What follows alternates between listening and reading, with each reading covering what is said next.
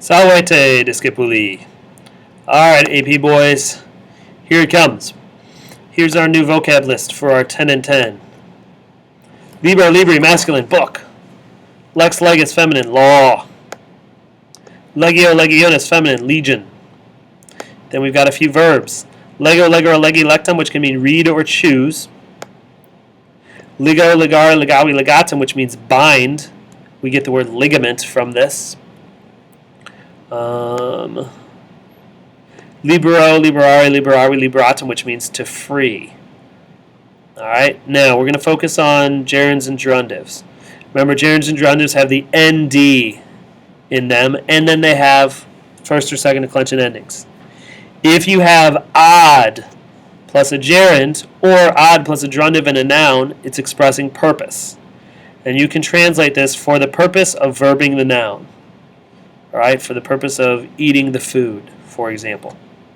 That's odd plus a gerund or gerundive.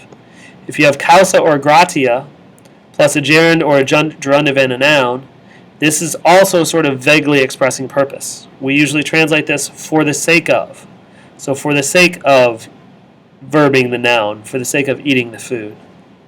Alright, so there's your odd plus an accusative. There's your causa plus a genitive version of this. If you just have a gerundive or a gerund all by itself in the dative or ablative, it could be by verbing or for verbing. And it could have a noun with it, like by eating the food or for eating the food. If you have a noun plus a gerundive plus a form of sum, that's a gerundive of obligation. And these are passive. It's kind of weird, but these are passive. Carthago delenda est. Classic example. Carthage must be destroyed. Okay, now let's look at some examples. So number one, we've got liber legendus est. Okay.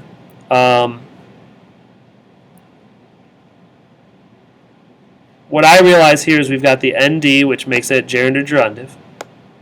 We've got a form of sum. Okay. So this is the liber, the book, legendus est, must be read. The book must be read. Number two, now we've got ad liberandos libros. Now we've got ad plus a gerund or gerundive with the ND, and then the noun. The ad shows purpose. For the purpose of freeing the books. It's bizarre, but there you go. Number three, we have causa plus a genitive. Alright, we know it's a gerundive because of the ND. So this would be for the sake of, see if you can get it before I do, for the sake of binding the legions. For the sake of binding the legions.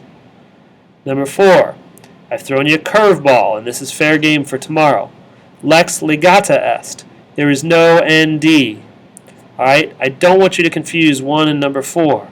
The ND makes it a gerundive of obligation. The noun must be verbed. The fact that it's not an ND, alright, the fact that this is just the fourth principal part, this is just a regular old perfect passive. The law has been bound. Alright, so don't fall for that trap. Here we have gerund or gerundive, legendo, libro. Alright, this could be dative or ablative, so you have options. You can say by reading a book or for reading a book. Number 7, this is ibus and is. Once again, dative or ablative. You've got options. This is your gerundive over here. Notice the ND.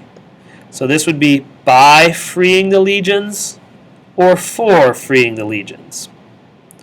I think I have another example for you. Yeah, this is our last one. No, I can't get to it. There we go. Last one. So odd. Notice the gerundive, ND. This shows purpose.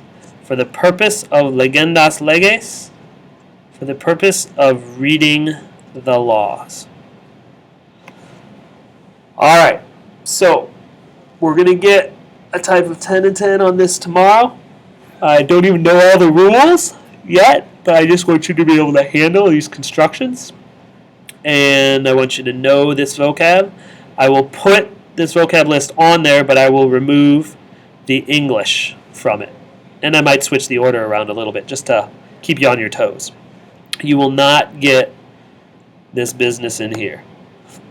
You're expected to know that. Okay? All right, that's all. Well, later.